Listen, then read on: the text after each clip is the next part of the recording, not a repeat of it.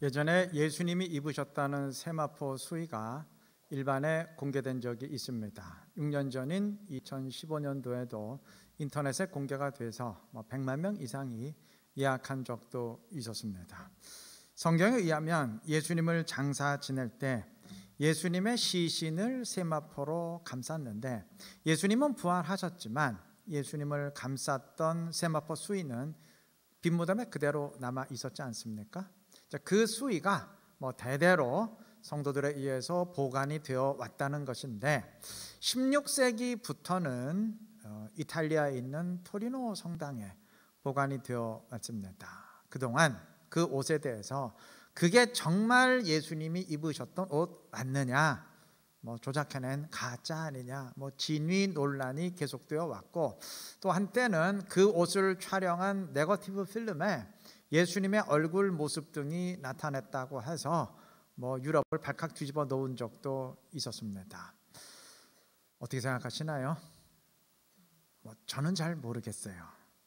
그리스도의 죽음과 부활을 믿는 것은 신앙의 영역이지만 그 옷이 진짜냐 가짜냐 판단하는 것은 그건 과학의 영역이지 신앙으로 할 일은 아니기 때문에 목사라고 해서 이렇다 저렇다 말할 사항은 아닙니다. 단 한 가지는 분명합니다. 그 옷이 진짜건 가짜건 신앙적으로는 아무 의미 없어요. 그 옷이 진짜라는 100% 명백한 증거가 만약 제시된다면 그것은 유명한 문화재가 될 수 있을 것이고, 그걸 보려고 사람들이 줄을 설지는 모르겠지만, 영적으로는 예수님이 입으셨던 옷이건 우리가 입고 있는 옷이건 그 옷이 그 옷일 뿐입니다.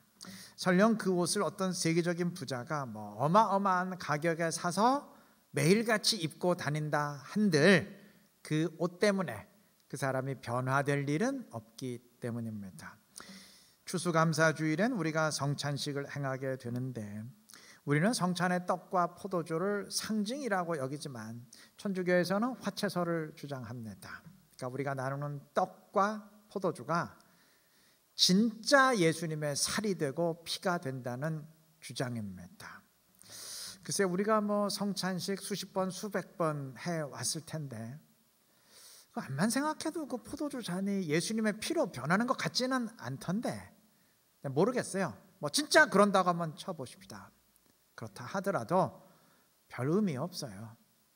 아니, 예수님의 진짜 피인데 별 의미가 없다뇨. 목사님 너무 함부로 말씀하시는 것 아닙니까? 하실지 모르겠는데, 자, 이런 가정을 한번 해보십시다. 십자가 현장에서 예수님이 흘리시는 피를 이제 양동이에다 받은 뒤에 그거를 냉동시켰다고 가정을 해보십시다. 2000년 전에 냉동 기술이 없었겠지만 그랬다고 가정을 해보십시다. 자, 그렇게 냉동된 피를 보관해 오다가 오늘날 그 피를 해동을 시킨다.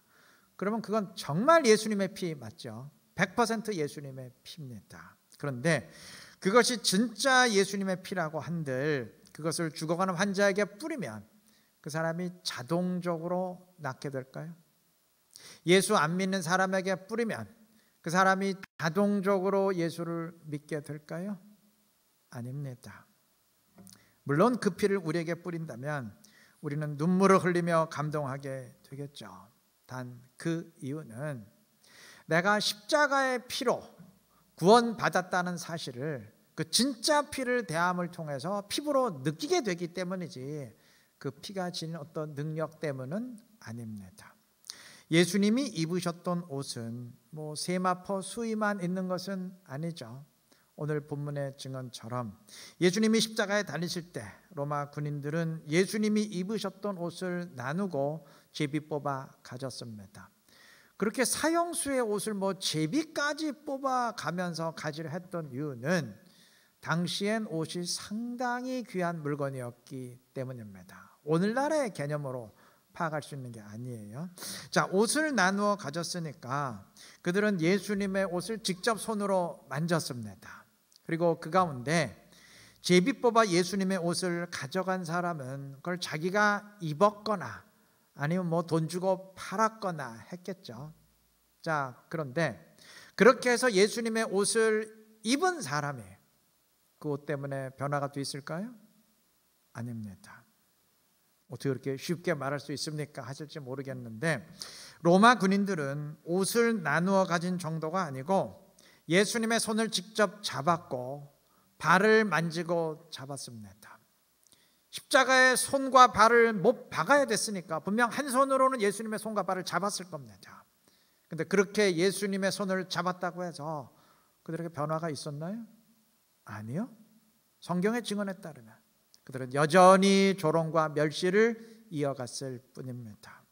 그렇게 직접 주님의 몸을 잡고 만져도 아무런 변화가 없는데 그가 입었던 옷을 만지거나 입는다고 한들 무슨 변화가 있겠습니까?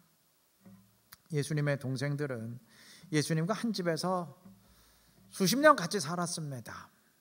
예수님보다 2살 아래면 28년 살았을 것이고 5년 아래 동생이라면 25년 살았을 것이고 어쨌든 예수님이 30년 그 집에 살았으니까 수십 년 같이 살았을 겁니다. 당시엔 옷이 상당히 귀하던 시절이니까 분명 동생들은 형이 입던 옷을 물려 입었을 터인데 그렇게 예수님이 입던 옷을 입었다고 해서 그들에게 어떤 변화가 있었습니까? 전혀 아니죠. 마가복음 3장의 증언처럼 예수님이 귀신이 들어서 미쳤다고 생각하고 붙잡으러 왔던 자들이 그들이었습니다. 예수님의 옷이건 누가 입었던 옷이건 그냥 그 옷일 뿐입니다. 로마 군인들이 예수님의 손과 발에 못을 박을 때 피가 흘렀습니다. 살짝 상처를 내는 정도가 아니고 손과 발이 뚫리도록 대못을 박았으니까 피가 하염없이 흘렀을 겁니다. 그때 한 손으로는 예수님의 손을 잡고 또는 한 손으로는 예수님의 발을 잡고 다른 손으로는 망치질을 하던 로마 군인들의 그 손에도 분명 예수님의 피가 흘러 묻었을 겁니다. 그런데 그렇게 예수님의 피로 군인들의 손이 적셔졌는데 그들에게 어떤 변화가 있었습니까? 아니죠. 여전히 주님을 조롱하고 멸시하면서 야 누가 이 옷 가질까 제비 뽑았을 뿐입니다. 예수님의 진짜 옷, 진짜 피 있을 것 같지도 않은데 설령 있다 손 치더라도 아무런 영적 능력은 되지 못합니다. 사람들의 이목은 집중시키겠지만 변화시키지는 못해요. 호기심의 대상은 될지언정 믿음의 대상, 변화의 능력은 되지 못합니다. 자, 그런데 이와 연관해서 우리의 이목을 끄는 증언이 있습니다. 마가복음 5장의 증언에 따르면 12년을 혈루증으로 앓던 여인이 몰래 예수님의 뒤에 와서 예수님의 옷에 살짝 손을 댔습니다. 당시 혈루증 걸린 여인은 사람과 분리해야 됩니다. 접촉하면 그 사람도 부정해져요. 그러니까 절대 자신의 정체를 밝힐 수 없게 몰래 다가와서 살짝 손을 댔어요. 예수님의 옷을 입은 것도 아니고 꽉 붙잡은 것도 아니고 그냥 살짝 손을 대었을 뿐입니다. 그런데도 바로 그 순간 그 여인의 병은 떠나고 여인은 새 삶을 살게 되었습니다. 우리는 어떤가요? 우리 모두는 그리스도의 피로 영생의 구원을 받았고 운명 자체가 영원히 바뀐 사람들입니다. 그런데 혈루증으로 고생하던 여인은 그래도 예수님의 옷에 살짝 손이라도 댔지만 우리는 예수님의 피에 손가락 하나 적신 적 없습니다. 아니 그 피를 아예 본 적도 없어요. 그런데도 그 피로 인해서 우리의 운명이 영원히 바뀌었고 영생의 구원을 얻게 됐습니다. 왜 그럴까요? 왜 예수님의 옷을 직접 만지거나 입은 사람은 아무런 변화도 없었는데 그저 살짝 손을 대기만 한 사람에겐 변화가 있었을까요? 왜 예수님의 피가 직접 자기 손에 묻은 사람에게는 자기 손이 예수님의 피로 적셔진 사람에게는 아무런 변화가 없었는데 그 피로 적시기는 고사하고 아예 본 적도 없는 사람들에게는 인생을 바꾸는 변화가 있었을까요? 믿음 때문입니다. 군인들에겐 믿음이 없었지만 우리에겐 믿음이 있기 때문입니다. 예수님의 진짜 피가 묻었느냐 안 묻었느냐 중요하지 않습니다. 이게 진짜 예수님의 옷이냐 아니냐 다 쓸데없는 소리입니다. 예수님의 진짜 옷을 만졌느냐 입었느냐 하등 의미 없는 일입니다. 정말 중요한 것은 믿음입니다. 그 피를 믿는 믿음, 예수를 믿는 믿음, 그 믿음만이 의미를 지닙니다. 성경은 믿음을 지니는 것을 예수 그리스도로 옷 입는 것이라 말합니다. 로마서 13장 14절은 선포합니다. 오직 주 예수 그리스도로 옷 입고 예수님을 옷 입으라 명합니다. 주님이 입으셨던 옷은 중요하지 않습니다. 그런데 정말 중요한 옷이 있습니다. 주님 자신입니다. 주님 자신을 우리가 옷으로 입어야 됩니다. 자, 그렇게 주님으로 옷을 입으면 주님과 내가 함께하게 되겠죠. 바로 이 옷이 우리를 변화시키고 생명으로 인도할 것입니다. 부모님이 이미 돌아가신 분들 가운데 부모님의 사진이나 또 생전에 부모님이 사용하시던 물건 가운데 몇 개를 유품으로 보관하는 사람들 있을 겁니다. 부모님이 돌아가시고 안 계시기 때문에 대신 그러한 물건들로나마 부모님을 느끼고 추억하려는 것이죠. 그런데 만약 부모님이 살아계시면 그럴 필요가 없겠죠. 살아계신데 직접 뵙고 만나면 되지. 무엇 때문에 그런 물건들을 통해서 대신 느끼고 추억하려 하겠습니까? 주님은 주님이 직접 기록해 주신 십계명 다 없애버리셨습니다. 그리고 주님이 사람의 손을 통해 기록하신 성경도 다 없애버렸습니다. 성경 원본 없습니다. 지금 그걸 베껴놓은 사본만 수천 개 우리에게 남아있을 따름입니다. 주님이 십자가에 달리셨던 골고다 언덕 지금 거기가 어딘지 모르게 하셨습니다. 주님이 30년 동안 자라나셨던 나사렛 생가 지금 어딘지 모릅니다. 주님이 태어나신 베들레헴 마국간 지금 어딘지 모르게 하셨습니다. 이스라엘에 가면 예수님이 태어나신 마국간이라고 선전하는 곳이 한 서너 개 되는데 서로 진짜라고 우긴다고 합니다. 다 가짜겠죠. 어딘지 모른다는 얘기죠. 한마디로 말해서 예수님을 추억하고 기념하는 곳이 없도록 하셨습니다. 왜 그러셨을까요? 그럴 필요도 없고 그럴 이유 자체가 없기 때문입니다. 그 자체가 이상한 일이기 때문입니다. 여러분, 예수님은 살아계십니다. 부모님이 살아계신데 유품 정리할 이유가 없는 것처럼 주님이 살아계시기 때문에 그거 뒤질 필요가 없는 것입니다. 주님은 오늘도 살아계시고 우리와 함께하기를 원하시는 임마누엘의 주님이십니다. 그 주님이 우리와 함께하기를 원하시고 초청하시는데 그 주님 직접 만나면 되지 뭐 때문에 유물 뒤져가면서 과거의 주님을 추억해야 되겠습니까? 그 뭐 때문에 살아계신 주님을 제쳐놓고 과거의 주님을 찾아야 되겠습니까? 주님은 아마 일부러 없앴을 겁니다. 쓸데없는 짓 하지 말고 나를 직접 만나라. 살아있는 나를 만나야지 왜 죽은 나를 만나려고 하느냐. 아마 그래서 일부러 다 없애버리셨을 겁니다. 주님은 내가 직접 주님을 만나기를 원하십니다. 내가 살아계신 주님과 함께하기를 원하십니다. 바로 그것이 주님을 옷 입는 일입니다.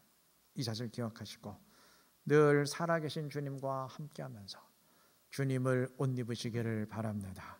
그래서 늘 주님과 동행하면서 주님을 열매로 맺어갈 수 있는 지혜롭고 신실한 우리 모두가 되시기를 바랍니다. 주님을 옷 입는 일이 무엇인지에 대해서 갈라디아서 3장 27절이 이렇게 말합니다. 누구든지 그리스도와 합하기 위하여 세례를 받은 자는 그리스도로 옷 입었느니라.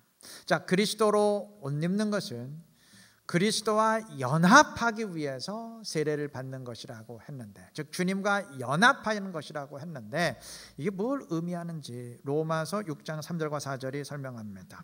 무릇 그리스도 예수와 합하여 세례를 받은 우리는 그의 죽으심과 합하여 세례받은 줄을 알지 못하느냐.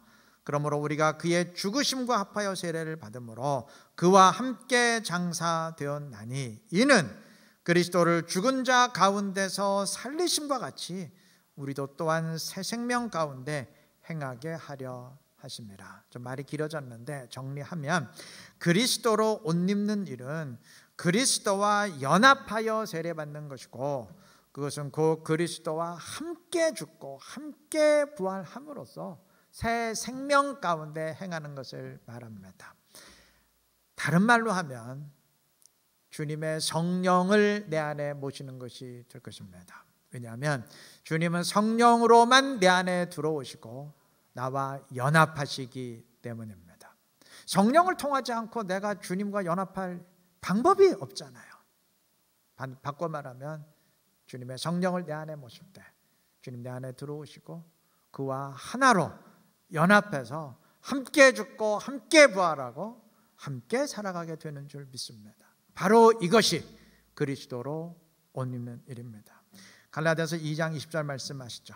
내가 그리스도와 함께 십자가에 못 박혔나니 그런즉 이제는 내가 사는 것이 아니요 오직 내 안에 그리스도께서 사시는 것이라. 나는 십자가에 못 박혀 죽고 그리스도 안에서 새롭게 사는 것. 아니, 나는 죽고 그리스도께서 이제 내 안에 사시는 것. 그것이 그리스도를 옷 입는 일입니다. 예수 믿고 구원받은 사람들을 거듭난 사람이라 말합니다. 다시 태어난 사람입니다. 왜 다시 태어나야 되느냐? 이유는 간단해요. 그 방법 외에는, 다시 태어나는 방법 외에는 죄인이 구원받은 하나님의 자녀가 될 수 있는 방법이 없기 때문입니다.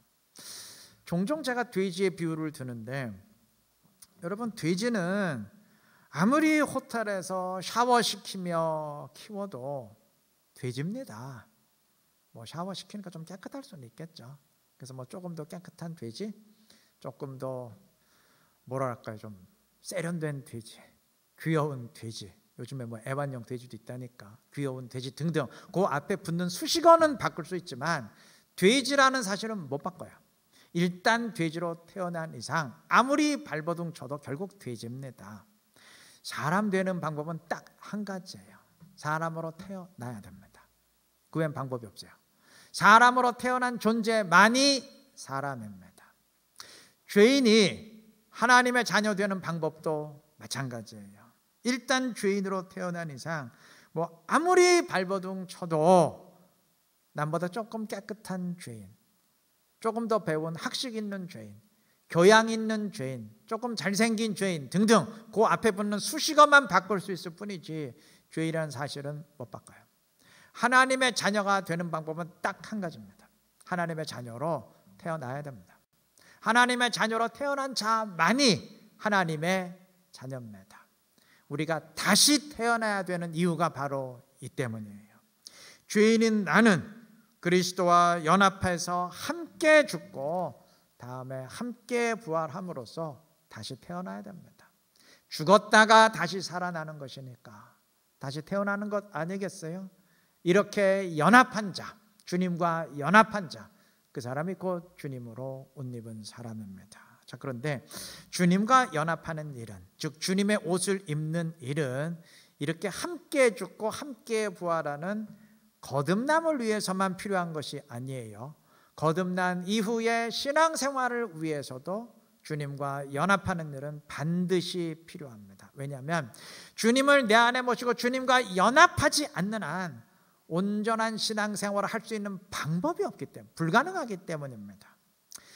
그 리셋 양육훈련 1단계 과정에서는 이제 매주 한 권씩 이제 지정 도서를 읽고 이제 토론하는 시간이 있는데, 이제 이번 주에 읽고 토론할 책이 존 스타트가 쓴 기독교의 기본 진리입니다. 근데 이 책에 20세기의 유명한 영적 지도자였던 윌리엄 템플의 말을 인용한 부분이 있어요. 제가 한번 읽어보겠습니다.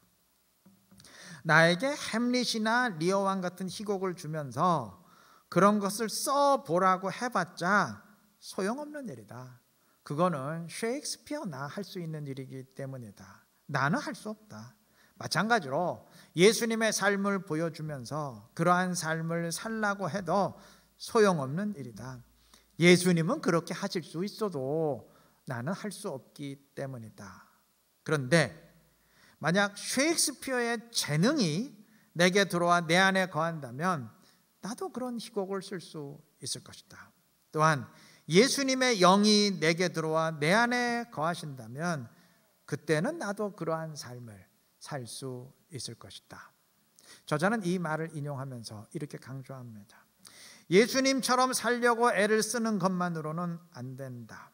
예수님이 그의 영을 통해서 우리 안에 들어와 사셔야 된다. 예수님을 본으로 삼는 것만으로는 충분하지 못하다. 우리의 구주로서 그를 모셔드려야 된다. 온전한 신앙생활을 할 수 있는 비결을 정확하게 짚어낸 말입니다. 주님의 성령이 내 안에 오심으로 주님과 내가 연합하고 하나 될 때, 즉 주님이 내 안에 사실 때, 그때 비로소 주님처럼 행동하며 온전한 신앙생활 하게 될 것입니다. 그래서 주님은 요한복음 16장 7절에서 내가 떠나가는 것이 너희에게 유익이라 하시면서 그 이유를 바로 붙여서 말씀하셨어요. 내가 떠나가지 아니하면 보혜사가 너희에게로 오시지 아니할 것이요 가면 내가 그를 너희에게로 보내리니. 육신으로 계신 예수님이 떠나셔야 주님이 성령으로 우리에게 오시기 때문입니다.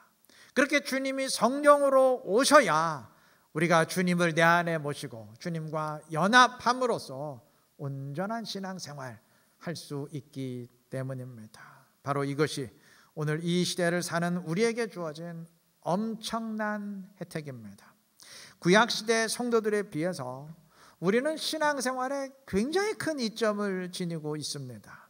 특별한 사람들에게만 성령이 주어졌던 그때와 달리 오늘 우리는 모두가 주님의 성령을 내 안에 모심으로써 주님으로 옷 입고, 그래서 말씀대로 순종하며 온전한 신앙생활을 할 수 있다는 어마어마한 이점을 지니고 있습니다. 이것은 하나님이 불쑥 우리에게 주신 복이 아니고 이미 구약 때부터 그가 약속하셨던 복입니다. 구약 이스라엘은 하나님의 말씀을 불순종함으로 하나님과의 언약 관계를 깨뜨렸고, 하나님은 이들을 심판하심으로써 이스라엘 자체가 멸망을 당했습니다. 이때 하나님은 새 시대를 말씀하셨어요. 하나님이 다시 그의 백성을 세울 그 날을 약속하셨습니다. 그리고 내가 다시 내 백성을 세울 그때에는 그들이 나를 순종하면서 온전한 신앙생활을 하게 될 것이다. 이번처럼 실패하지는 않을 것이다. 분명히 약속하셨습니다. 에스겔서 11장 19절 20절의 약속입니다. 내가 그들에게 새 영을 주며 부드러운 마음을 주어 내 율례를 따르며 내 규례를 지켜 행하게 하리니 그들은 내 백성이 되고 나는 그들의 하나님이 되리라. 하나님의 그의 백성들에게 새 영, 즉 성령을 주심으로써 그의 말씀을 지켜 행하게 하실 것이라는 약속입니다. 에스겔서 36장 27절도 약속합니다. 내 영을 너희 속에 두어 너희로 내 율례를 행하게 하리니 너희가 내 규례를 지켜 행할지라. 하나님은 약속대로 새로운 신약 시대에 성령으로 우리 안에 오셔서 우리가 말씀대로 순종하며 온전한 신앙생활을 할 수 있도록 인도해 주십니다. 이처럼 약속한 성령, 그 주님의 성령을 내 안에 모시는 사람, 그래서 주님과 연합하고 함께하는 사람, 바로 그 사람이 주님을 옷 입은 사람입니다. 이 사실 기억하시고 주님의 성령을 내 안에 모시고 연합함으로써 그리스도로 옷 입으시기를 바랍니다. 그래서 주님의 뜻대로 행하는 온전한 신앙생활을 통해서 주님의 진정한 기쁨이 되고 주님의 영광 충만히 드러낼 수 있는 지혜롭고 복된 우리 모두가 되시길 그리스도의 이름으로 축원합니다.